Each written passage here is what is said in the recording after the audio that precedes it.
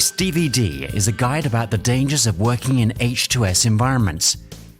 Your instructor will quiz your knowledge about the materials in this presentation. All personnel visiting or working in Habshan and Bab are potentially at risk from exposure to hydrogen sulfide, H2S. Therefore, you must be trained about the hazards, emergency and first aid procedures related to H2S. Our goal is to make everyone, especially personnel who enter gas production areas, aware of the risks and control measures for H2S while striving to improve the competency of personnel who work at Habshan Bab. Your duty is to understand the dangers of H2S and apply all safety measures and procedures to ensure not only your own safety, but also the safety of others whom you come into contact with, or who may be affected by your acts or omissions. Upon successfully completing the questions at the end of the course, you'll be issued an H2S competency certificate.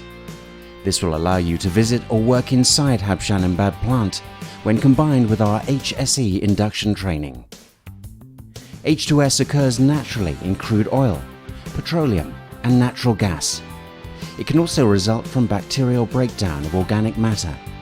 Habshan and Bab are gas processing plants which remove the H2S from the feed gas which enters the plant and produce sulfur from H2S treatment. H2S must be removed from the feed gases because of its toxic and corrosive nature that can harm Gasco's end users and their facilities. In Habshan and Bab, there are many process areas where H2S is present and in high concentrations. Here are some typical H2S high concentration areas. 1. Gas separation units. 2. Gas treatment units. 3. Sulfur recovery units. 4. Compressor units. H2S Properties. H2S or hydrogen sulfide is a highly toxic, corrosive and flammable gas. H2S is toxic, which means that exposure to the gas can be deadly. Inhalation of H2S can cause various symptoms such as nausea, illness, coughing, or death. H2S is flammable and may form explosive mixture with air. H2S is corrosive and can rust metals. H2S can form acids when dissolved in water and irritate your skin. It can cause cracking and embitterment of metals under certain conditions. H2S is measured in parts per million or ppm. ppm is a measurement scale where 1 part or 1 molecule of H2S is measured per 1 million parts or 1 million molecules of total air. Or for example, 1 teaspoon in approximately 25 barrels.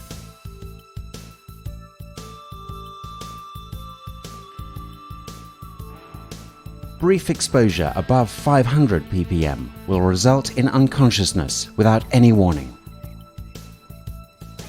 Inhalation of a single breath at 1000 part per million ppm will kill instantly.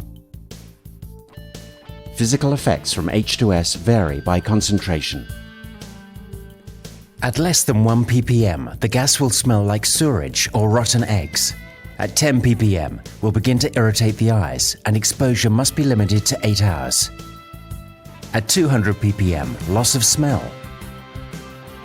At 500 ppm, dizziness, loss of reasoning, breathing stops in a few minutes. At 1000 ppm, after single breath, immediate collapse followed by permanent brain damage or death. H2S is a colorless gas and cannot be seen. It has an odor that most people describe as rotten eggs. It is a heavy gas and therefore will not disperse into the upper atmosphere. Rather, it will sink to ground level. H2S paralyzes your sense of smell above 100 ppm. There are events that have occurred in the oil and gas industry where people have died from H2S and didn't smell the gas before exposure. Do not rely on the sense of smell as a warning signal. Short-term exposure limit is established at 15 ppm for average 15 minutes exposure. Long-term exposure limit is established internationally at 10 ppm for average 8 hours exposure. 10 ppm is also the alarm activation level for your personal H2S gas monitor, which will be discussed later in this video presentation. H2S health effects. The gas can depress the nervous system in the brain and deadens your sense of smell. When H2S enters our eyes, nose and throat, it mixes with water, which forms a weak acid, causing burning of eyes, cough, and respiratory tract irritation. Weak acid in the lungs attack alveoli, which blister and burst. An affected individual can accumulate liquid in the lungs. Effects disappear in a relatively short time if recovered from acute exposures quickly. When exposure to H2S is too high for the body to process, the lungs become irritated and the blood will be starved of oxygen. High levels of exposure can be lethal, such as when the exposure is above 500 ppm. Symptoms of H2S exposure will vary depending on the concentration and exposure time. However, common exposure may result in burning eyes, sore throat, respiratory irritation, coughing, headache, dizziness, nausea, fatigue, confusion, loss of sense of smell. Any of these symptoms should not be ignored. Suspect exposure to H2S until proven otherwise. Fixed H2S gas monitoring equipment is located throughout the plant area, and in addition, all personnel are issued with their own H2S gas monitors. The personal H2S gas monitors are small, convenient, and should be worn at chest height. You must also test your personal monitor on a daily basis before starting work. The alarm will sound if the concentration of H2S in your localized area reaches 10 ppm or above. It will give you 3 types of alarm signal. 1. Audible, distinctive beeping. 2. Visual, flashing light. 3. Vibrating. If your personal H2S gas monitor should alarm, you must carry out the following actions. 1. Leave the area immediately. 2. Hold your breath. 3. Remove your escape hood from its carrying bag and put it on immediately. Try not to panic. Panic will increase the time taken to put on the escape hood. Your escape hood will give you 30 minutes escape protection at 5,000 ppm. 4. Exhale and breathe normally while moving to the nearest emergency escape breathing device, EEBD location. Put on your EEBD and proceed to a safe crosswind location and report the incident. In the event of alarm, the cause should be identified and the level of H2S will be determined by the main control room. Action will then be taken to reduce the level below 10 ppm before work resumes. H2S concentration level can rise fast. Therefore, the rule at our site is to leave the area and protect yourself when the alarm activates. A sharp rise in the level, if ignored, could cost you valuable time to put on your PPE. Before attempting rescue, you must put on your protective equipment. Don't make yourself a victim. You must observe the scene and not expose yourself to the hazards. Survey the scene before you rush in to help someone. If it appears that someone might have collapsed, put on your self-contained breathing apparatus before you attempt to rescue. If a leak or spray or liquid has occurred, try to make safe the hazard before you give any kind of assistance. Remove the casualty by grabbing under the casualty's armpits and dragging them from the area. Eye wash and safety shower units are located throughout the plants. It can be crucial to you and your co-workers' safety to know where the closest one is in your work area. Eye irritations can result in blindness if left too long. Skin irritation to sulfur should be flushed to avoid chemical burning of the skin. This type of potential exposure can occur in the sulfur loading or sulfur treatment areas. If someone has eye irritation, 1. Remove the casualty from the contaminated area. 2. Flush the eye or eyes with lots of running water for at least 20 minutes using the eye wash station. 3.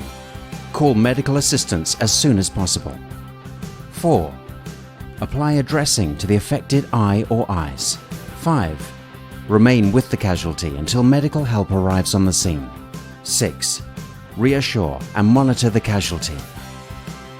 If someone has a skin irritation, 1. Remove the casualty from the contaminated area and take the emergency safety shower. 2. Enter the shower. It will operate automatically as soon as the casualty stands on the base unit. 3. Call medical help as soon as possible. 4. Encourage the casualty to remain in the shower and stay with them until medical help arrives on the scene. 5. Reassure and monitor the casualty. Personnel exposed to H2S can lose consciousness. A quick response can save lives. The main thing to keep in mind is not to make yourself a victim. You must call for help and put on your self-contained breathing apparatus before attempting a rescue. If someone has fainted and your H2S alarm has not activated, make sure you put on protection before attempting a rescue. 1.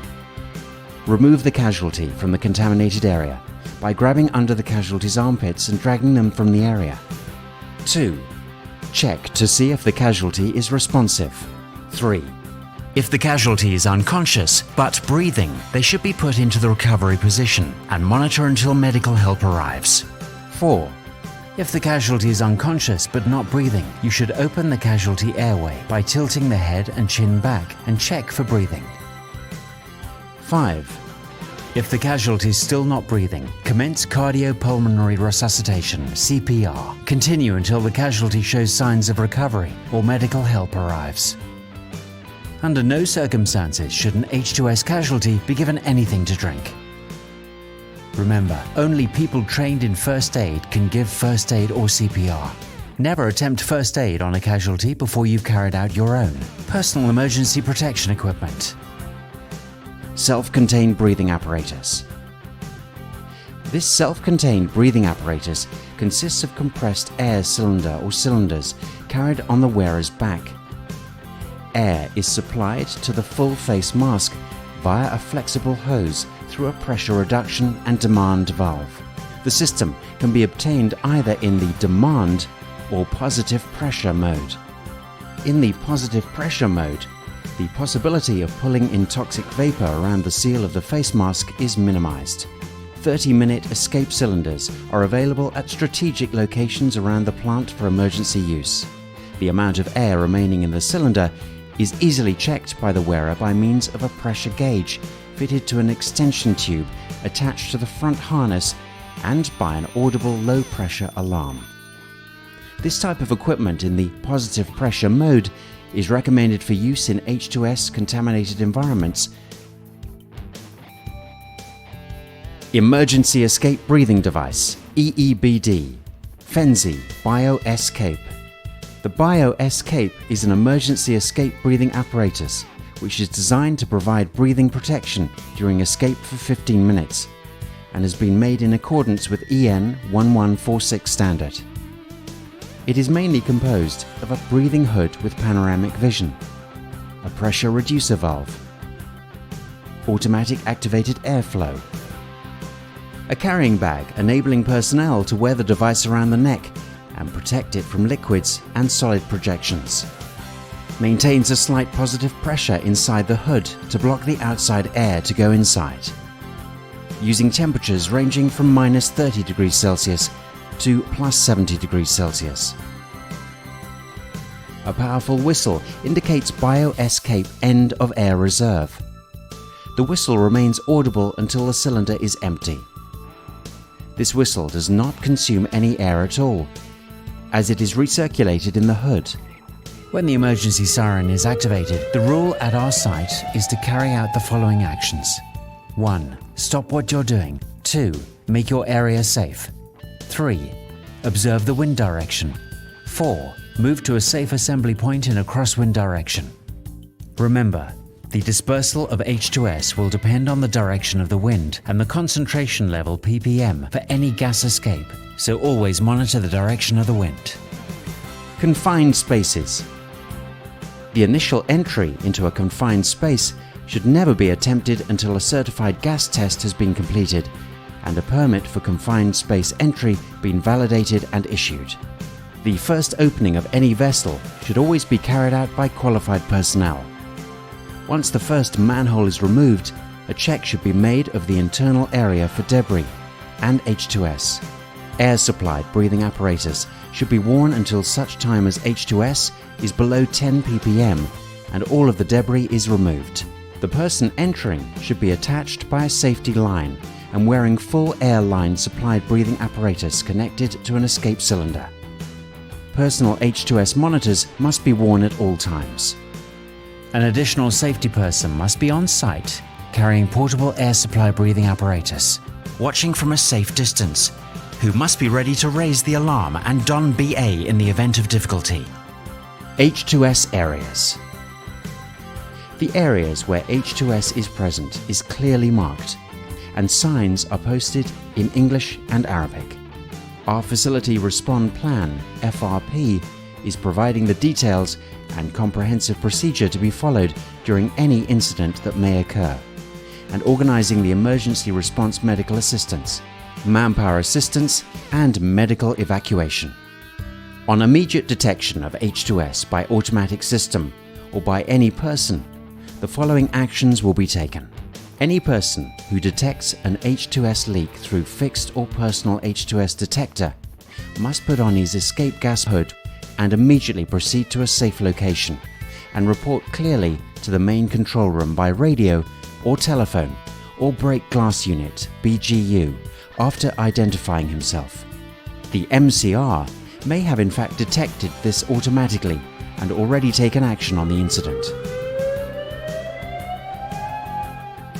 Persons within the vicinity of affected area whose personal monitor indicates H2S presence must immediately put on their personal H2S gas escape hood and proceed to the nearest EEBD location. The main siren is to be activated.